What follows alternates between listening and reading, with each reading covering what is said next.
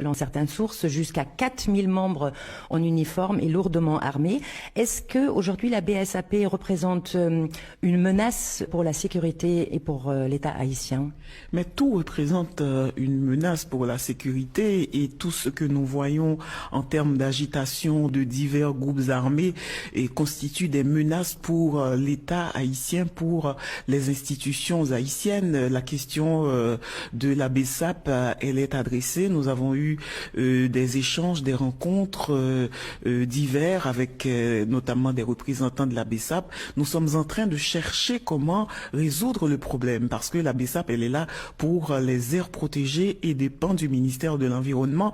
Et en Haïti, souvent, hélas, il y a énormément de détournements de missions, de manipulations et divers types d'intérêts qui ne sont pas facilement contrôlables. La population réclame aussi la fin de l'impunité, Madame la Ministre. Vous êtes la Ministre de la Justice.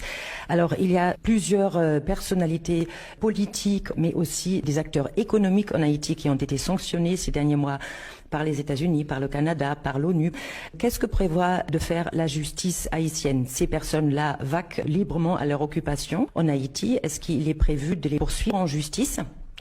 C'est le travail des magistrats, c'est aussi le travail du ministère de la Justice, évidemment. Dès les premières sanctions, dès le mois de novembre 2022, nous avons écrit aux Canadiens pour leur demander de nous communiquer les dossiers à partir desquels ces sanctions ont été prises contre ces personnes. Nous n'avons pas reçu ces dossiers, ces pays n'ont pas souhaité nous les communiquer, mais en Haïti, nous n'avons pas une culture du porter plainte.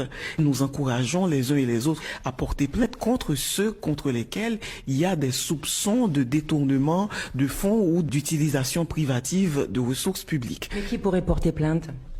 Et n'importe quel citoyen peut porter plainte contre ces gens.